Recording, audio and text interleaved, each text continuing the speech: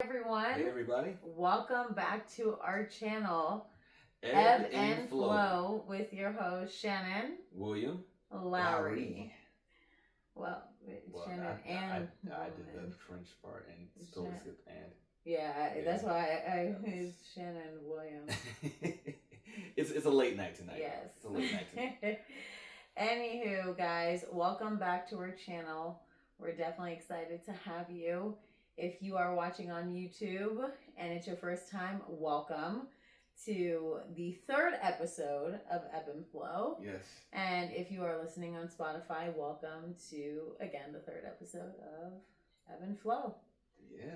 So I know our last two we spoke about, it was a continuation. Yes, it was. Yes, it was. Relationships 101. Mm-hmm. Basics as to what you look at in a relationship, yeah. and what we look at in formulating a relationship, and from our past relationships and our childhood, and etc., as to what makes and develops our mindset when it comes to a relationship. Yeah.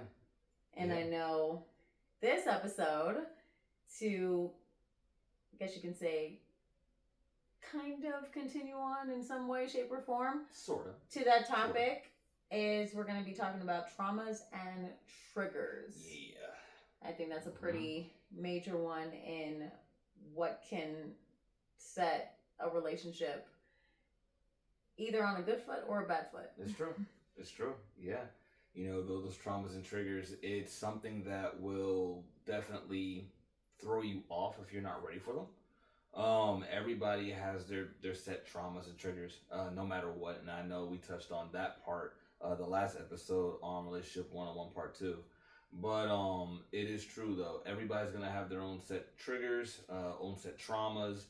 Everybody goes through something in their life that just kind of sits in place, and sometimes you don't even know you have it until you get confronted with somebody that kind of activates that. Yeah, and that's a lot of times with the activation, it's something that you don't realize, like you said, you don't really know whether it's someone or something that usually activates that trigger inside you that you thought you even healed from, or maybe you thought you never even had an issue with. Yeah. And then next thing you know, you are faced with the trauma from your childhood or the trauma from a past relationship. Yeah. And you thought that you already confronted it. And I think that's a good intro and segue as to the importance of confronting those traumas and triggers. Yes, absolutely. I think when it comes to confronting the traumas and triggers, it's something that is, it's scary. Sometimes it's very, very scary. Yes, it is. I mean, I know for me, when it's come to me confronting my traumas and confronting my triggers, I did therapy for 4 years, and yet at the same time, I didn't realize how different I did my therapy. Yeah. And everyone, if you've had therapy before and you've also been diagnosed, I know in the last episode I did share that I was diagnosed with PTSD, and that is something that if you've been diagnosed with whatever mental health disorder or something of that nature, that definitely has caused you an imbalance really in your life, in your everyday life. One, I applaud you for recognizing that and waking up every single day to confront it. But two, the biggest thing more than anything else is there's different levels and different stages as to how to confront those traumas and triggers. Yes. When I was doing my therapy, I had a lot of my traumas and triggers be addressed from childhood, but also from my previous relationship, as you know. Yeah. And in doing so, what was interesting with that was a lot of times when you're single and you're going through your therapy, it's a lot different than when you are married or in a relationship going through your therapy. So there's different stages as to how to adhere to that therapy and how to adhere to those traumas and those triggers. Yeah. You know, and I know I touched on it before. Everybody's traumas and triggers are different. the complexities. Mm-hmm. You never know how complex someone's trauma or trigger is until you're met with it. Mm-hmm. And sometimes you don't even know that it's ignited. You don't even know that it's activated. You might look at the person and be like, what's going on? And they might be quiet towards you. And so it's that communication piece that really takes its toll. It's either you communicate and you both allow yourselves to be open to be able to discuss certain things, or you close yourself off, and it normally doesn't end pretty. So it really takes having an open mind and an open heart, because they're delicate things, and these are people's feelings, their emotions, their hearts, their souls.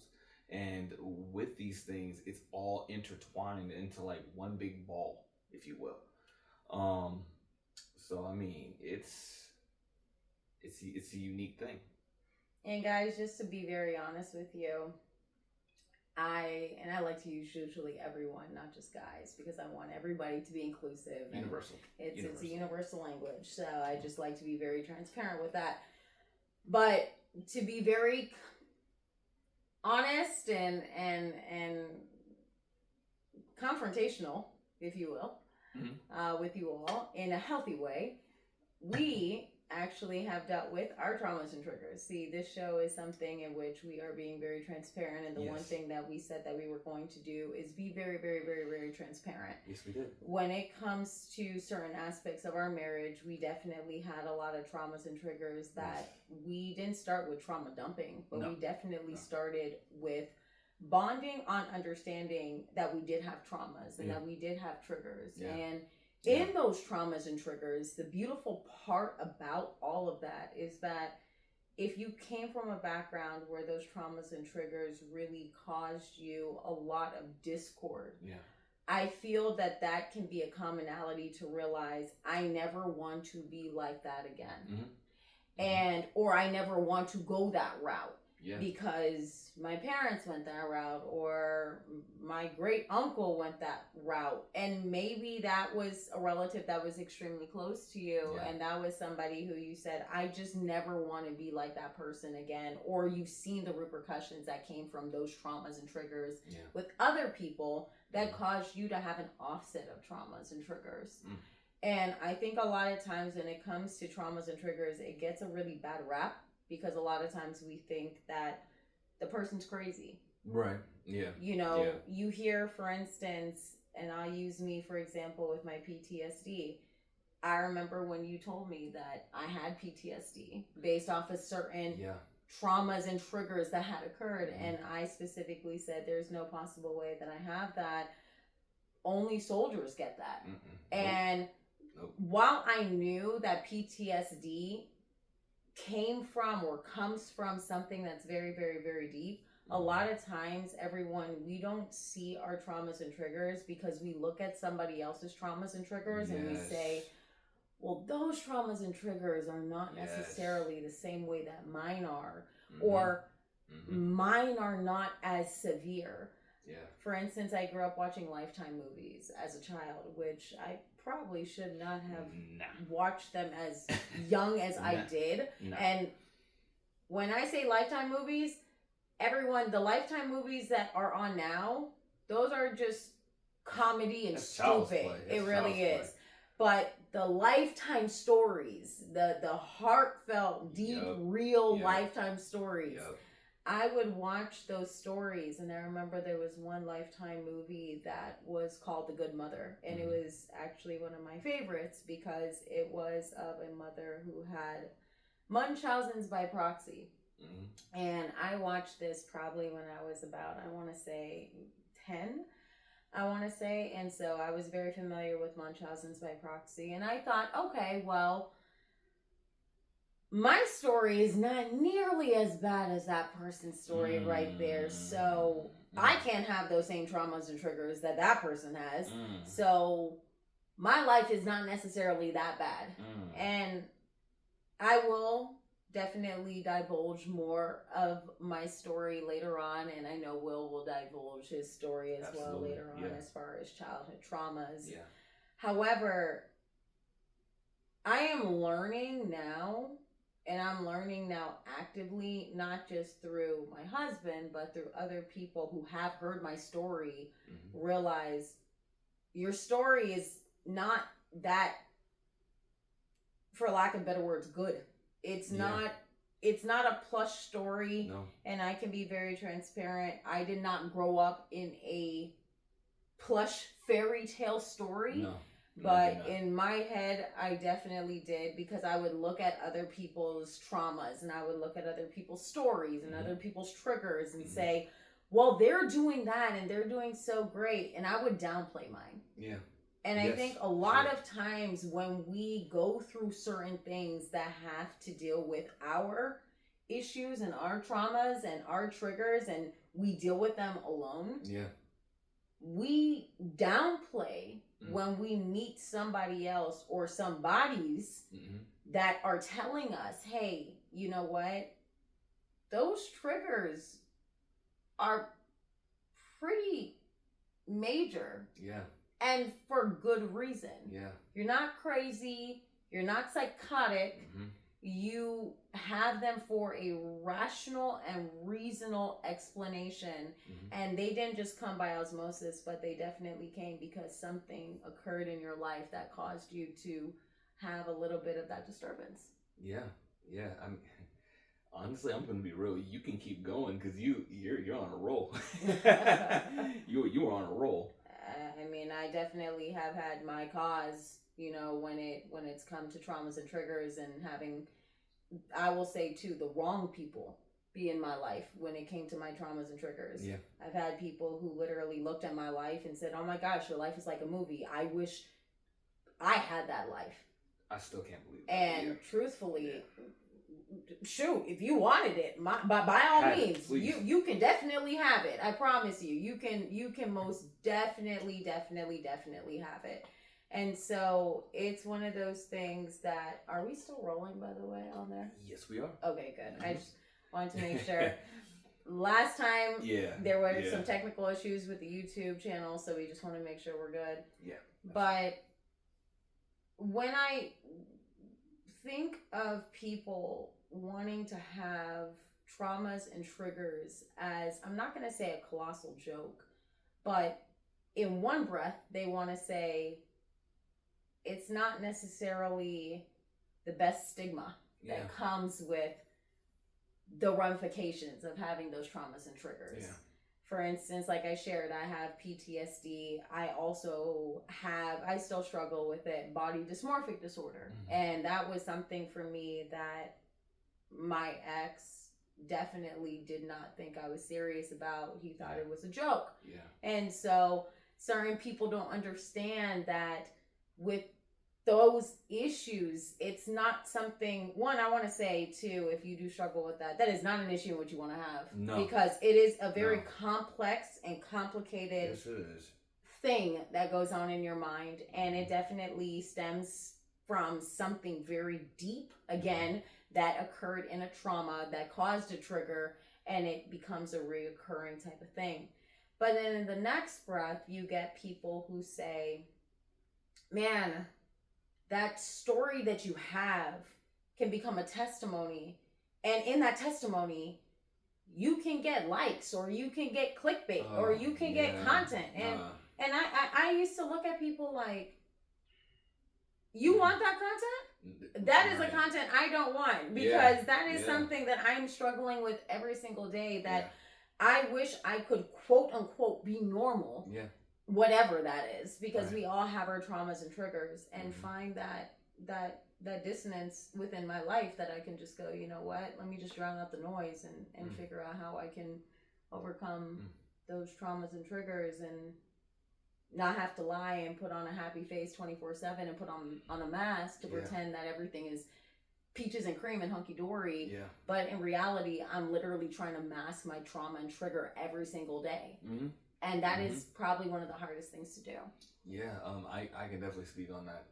It's, you sometimes put on a mask whenever you are going through what you're going through. And so some people put on a mask a whole lot better than others. Yeah. You know, you might hear the term poker face, if you will. It's true. You know, you would never be able to, like, for instance, for you, you would never be able to tell like you were going through anything at that time. Me, I can tell because how you and I talk. You'll let me know what's up, but you know, anybody else, they'll be like, oh, she's good. It's like, no, she's not. You know, some people that know me, they will sometimes think that I'm good, but then family, you all know when I'm not, and you can easily tell. There are certain tells that people have, but what you have to realize at the end of the day is when someone's going through that, go easy. You know, they're going through it because something traumatized them just that bad. Yeah. You know, so body dysmorphia, for instance, you know, if you're laughing at somebody, first of all, you can't laugh at somebody's mental aspect being thrown to the fire when it comes to their own body. That's your housing. That's who you are. And so if their image that they have in their mind is that turned around and that stretched, it's nothing to laugh at.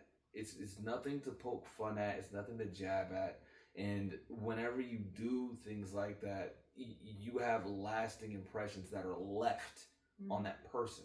And it might not even be that, for instance. It might be something completely different. Like, for instance, some of you know, I have a stammer. And so when I was younger, I almost couldn't even talk in complete sentences because my stammer was that bad. And so I would get called names like Porky Pig, things like that. And it would have a very bad impact on me. I had some family members too joke with me about that, and it wasn't a joke. And so anytime I would pick up the phone, even to order pizza, for instance, I would start stuttering. And then, you know, you get the jabs, you get the laughter and stuff like that. And it's not a funny thing, because then what happens is let's say, for instance, me also too, I have a thing with anxiety. I've had it since I was a very little kid. And I'll get into that story later too. But when the anxiety peaks, then the stammering peaks. And there's triggers and traumas that start playing together, and you're not even prepared for it. And then it, like I said, it's all like one big tangled ball, if you will. But yeah. I think the other thing is, though, what I found as far as my comfort in overcoming some of those traumas and those triggers is my personality by nature, though, for those who know me personally, I'm a very confident person. Yes, you are. So by nature, I'm a very confident person, but I also have a smart mouth. Yes, you do. And so I know how to basically talk myself out of any and every situation. No, seriously. I can sell a pen to a worm. I am definitely good with, I have to say it like this, manipulation. Yeah. However, there are good ways to manipulate and there are bad ways to manipulate. Right. And so I choose to use my manipulation for the good.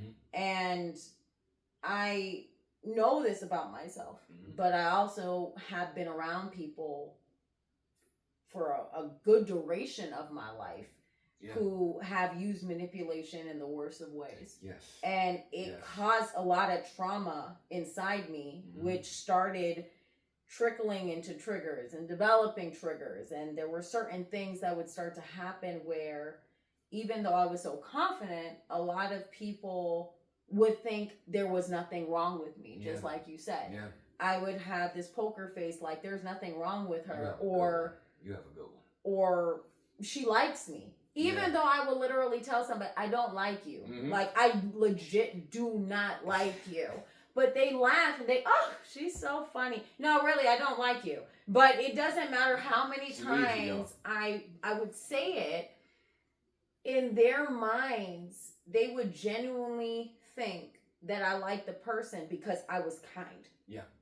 And I think a lot of times when we have traumas and we have triggers, there is a kindness that comes with it, but sometimes that kindness comes with masking. Yes, it does. And it comes with masking because, excuse me, we're not trying to go the other end, which can be too extreme. Right.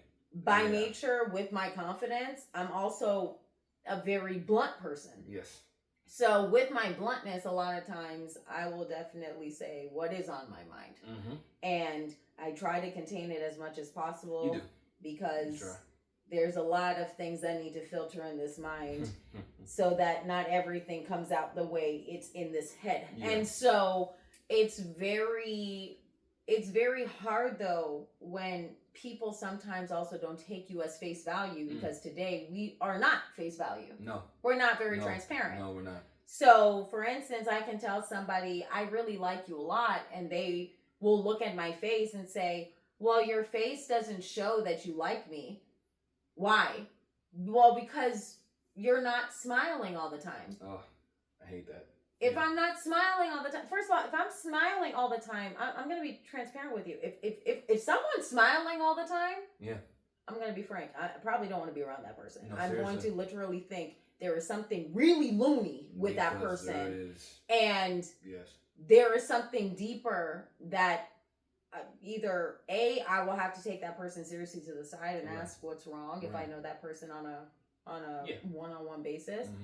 Or B, I just stay far away because there are other underlying layers that are there. Yes. I am not a person, though, by nature who smiles 24/7. I like to laugh. I like to have a good time. Mm-hmm. But the real true nature of who I am, I will stare someone down. Yes, you will.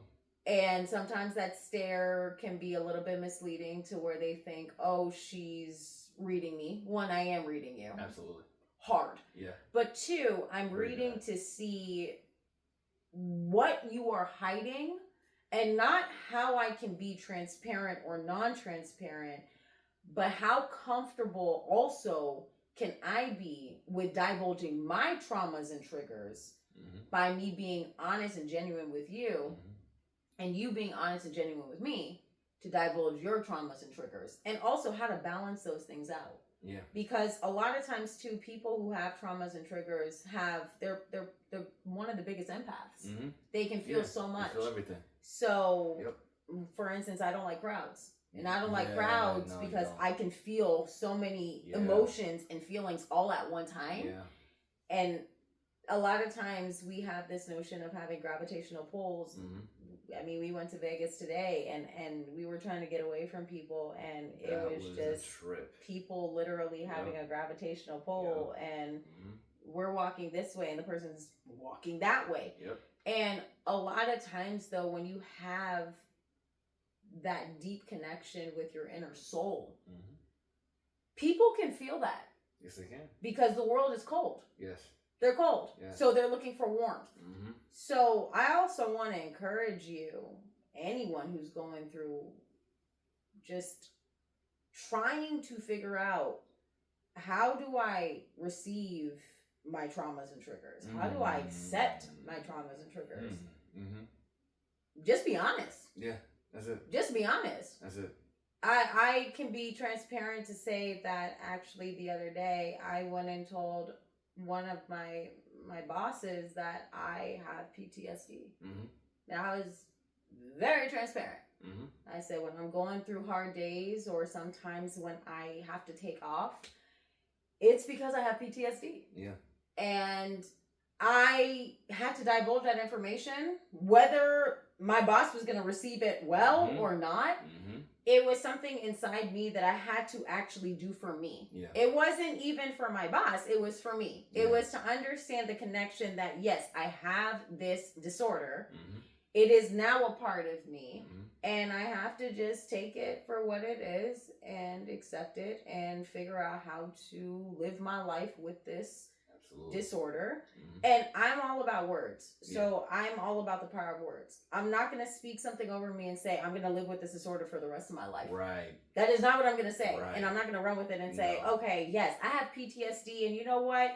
I have PTSD and I'm going to live with it for the rest of my life and I'm going to be happy. Sincerely. Absolutely not. No. I refuse.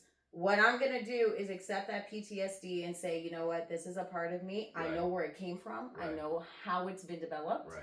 What can I do to offset triggers? Mm-hmm.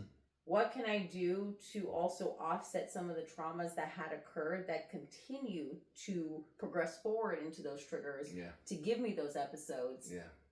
And more importantly, as a woman of faith, how can I give that to God and say, God, please help me with this episode or help me with this disorder so that it doesn't channel and ruin my life, so that I miss out on the things that are good because of the impact of the bad. Right. Yeah. And I can definitely speak on that myself. You know, it's when you, so a lot of us are going to know what our traumas and triggers are, but at the same time too, you know, some don't fully understand. And so when you have somebody telling you like, hey, you know, maybe you should get this checked out. Like, you get triggered when 1, 2, and the third happens. Or, you know, this happened in your past. I think you're traumatized. And what ends up happening sometimes, and I can speak on my end, you get defensive. Because in your mind, you're thinking there's nothing wrong with you. But I have to say this to you all. If multiple people are telling you, hey, you know, whenever this happens here, you react like this, or you flip out like this, or you blank out like this. And what you have to realize is own it. Own it. Whenever you have a trauma or a trigger, you own it. But at the same time, too, you don't let your trauma or your trigger become something that is just, it excuses you for acting a certain way to everybody. You can't do that, because it doesn't give you an excuse to be a jerk. Okay, it doesn't. And so what you have to start doing is you own it, and you lock it down. You understand, this is what's going on. This is what's going on whenever I feel like this, or this is what's going on when I get a flashback of this. But at the same time, you don't let it bleed onto other people.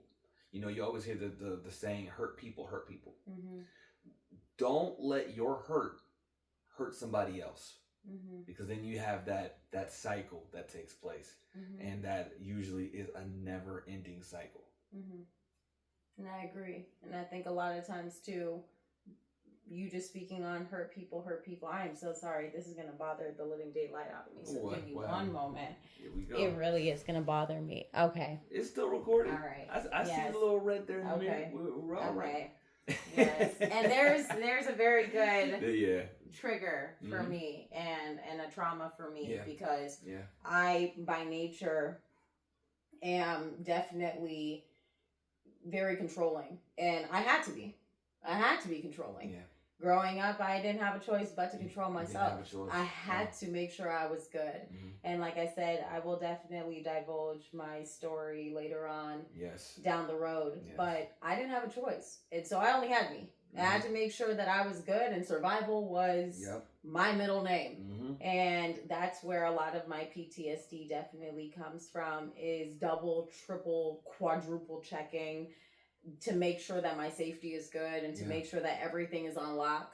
And there are things that I'm still having trust issues when it comes to putting everything in somebody else's hand, even though they can see it. He has a better angle than I do from this angle to be able to see that it's still recording. But I need to make sure that things are good.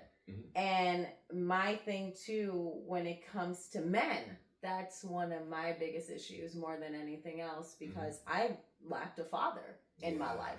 I desperately lacked a father in my life. And with that being the case, I definitely have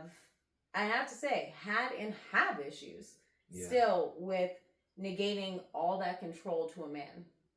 And I want to say this to my ladies: just because you get married does not mean that your issues with men go away. It doesn't. If anything, I'm going to say it intensifies it.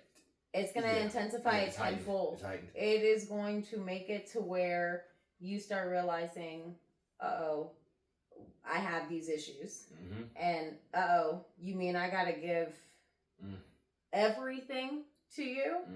And I'm even going to take it a step further.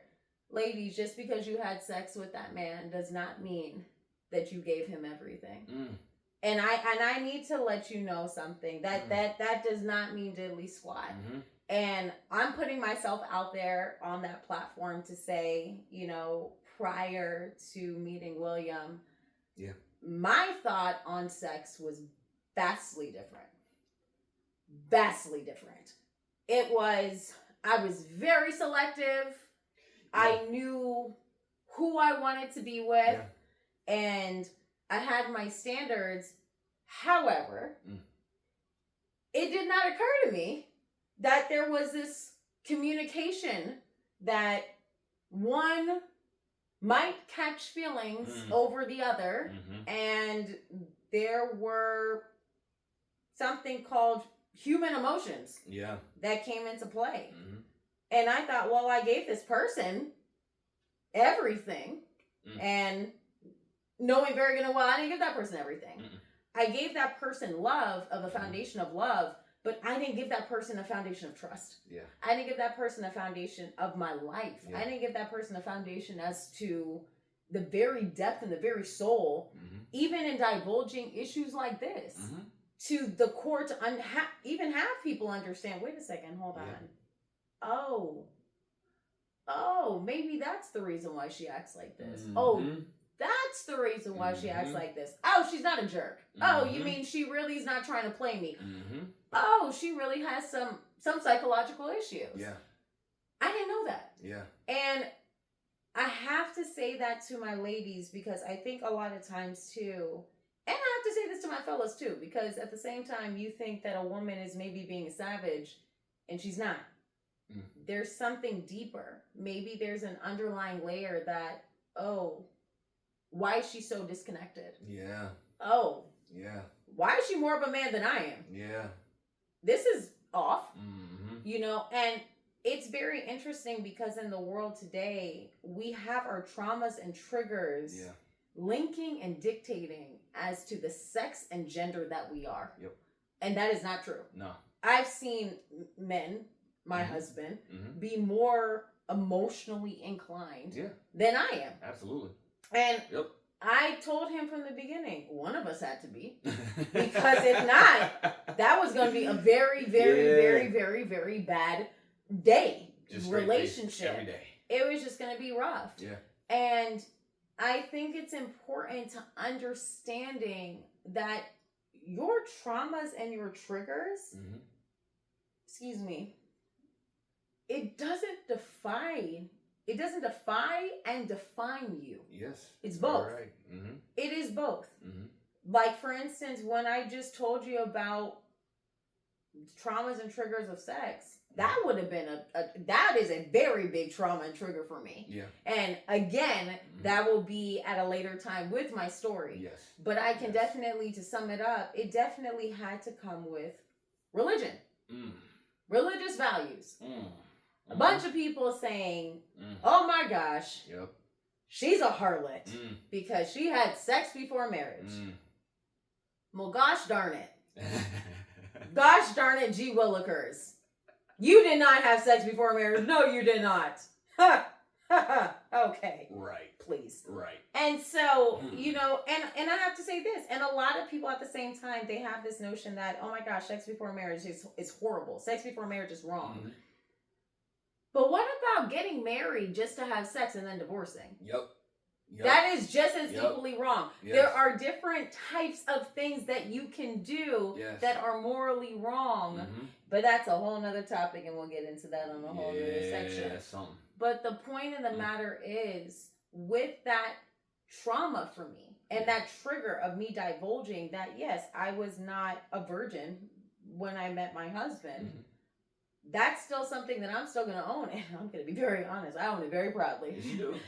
I mean, very proudly. Because by the end of the day, you still have to own what you had as far as your past. And your past makes you who you are today. It does, yes. If I did not divulge in those situations, then I would not be the person who I am today. It's true. I wouldn't learn from the past mistakes that I made with some of those guys, and I also wouldn't have learned as to the mistakes I genuinely made in hurting some of those men. And learning the lessons that were valuable in order for me to also appreciate the man that I have, even though you get on my nerves. You get on mine too. It's okay. I love you. From time to time. But I would not be able to appreciate the fact that I am married to an amazing man and be able to do something like this. Even, I'm going to be honest, even when we don't want to do it. Yeah.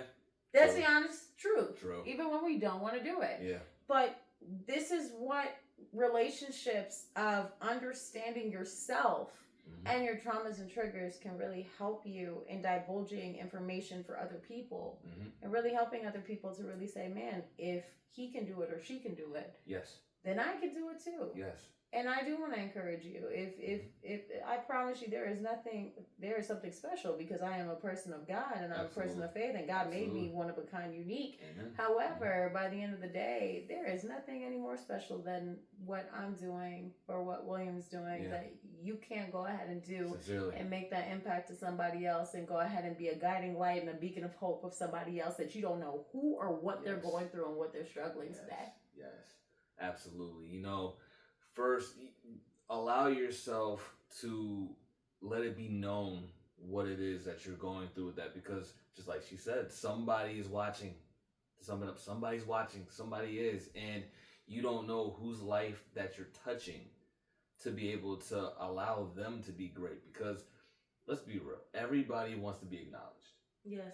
Everybody wants to be acknowledged, and when you have representation in some way, shape, or form, you all of a sudden feel included. And I feel like a lot of us go through this thing where we look for our tribes, and in this world, it can be very, very cold. It's a cold world. No jacket, son. But she gets that. It's an inside joke. But for real, it's definitely one where it's a cold world out here, and so you don't really find your tribe as easily as you would have, let's say, for instance, when you were in school, or at a job that was like a really nice job, and you got along with everybody there. It's not that easy, and so when people go through these silent things, and then they're able to see that, oh, so and so is doing this, I can do this too. It means a lot. Yeah. And so you don't know who is looking up to you. You don't know who is just waiting for you just to be like, oh, you know what? I go through this. Wow. Okay. I'm not alone.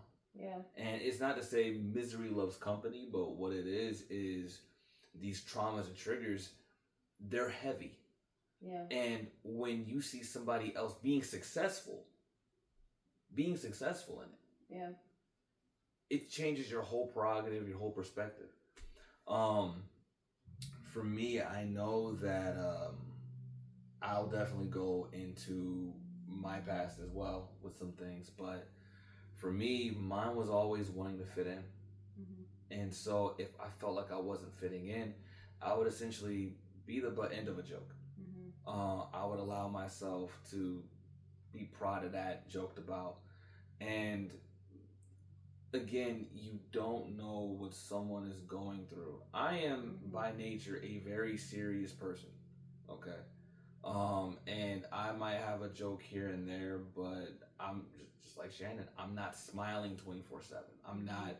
I'm not sitting here trying to crack a joke all the time. I'm just being me. And so when you're seeing somebody being funny all the time, I promise you that person is not good. I have to say it again. I promise you that person is not good. I know they say check on your strong friends. Check on your funny friends. Check on them. Because I guarantee you, they're going through something, and all they want is to see you laugh. Because for them, it feels like it might help heal something inside of them.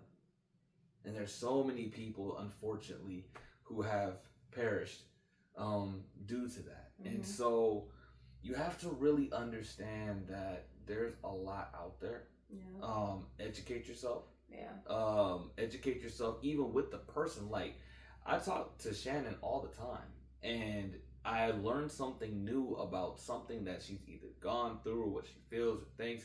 That's what communication is for. Yeah. And so don't be scared to talk. Don't be scared to talk. The quicker you talk is the quicker you also get to a solution. Yes.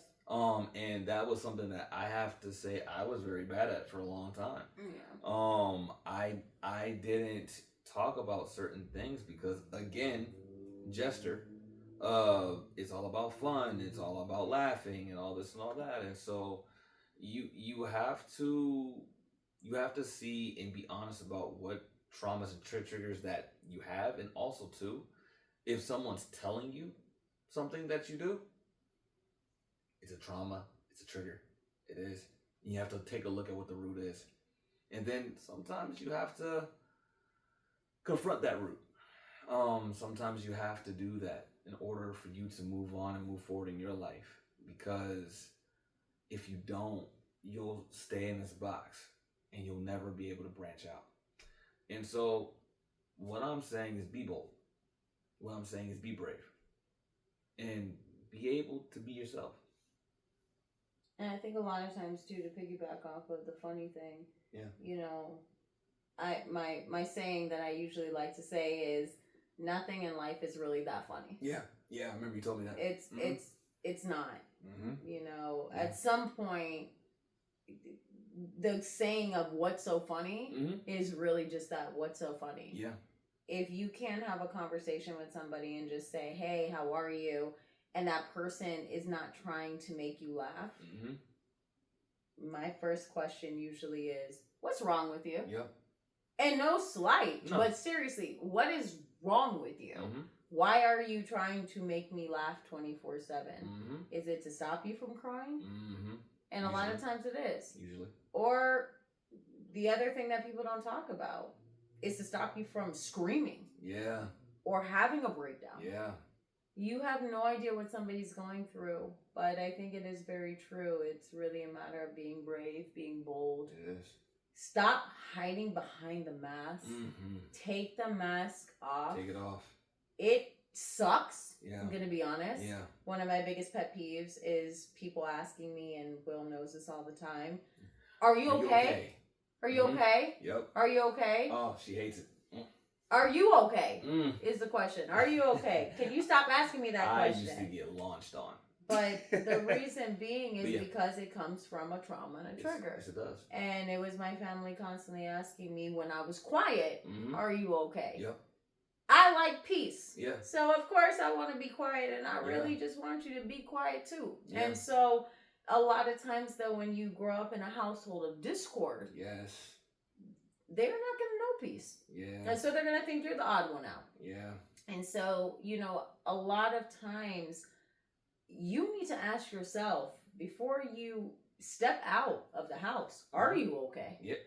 Yes. That's something I'm going to start doing. Yeah, same. Are you okay? That's good. Shannon, are you okay? I like that. Are you okay today? And if your answer is no, then be honest with yourself. Yes. One thing I've been actually implementing in my life, and I know we're wrapping up, but one of the things that I've been implementing in my life, when somebody asks me, how are you doing today? My honest response has been, I'm alive. Yep. Or I'm existing. Or I'm here. And it's, and when you start implementing that, some people don't know what to say after that. Seriously, because usually it's, that's good.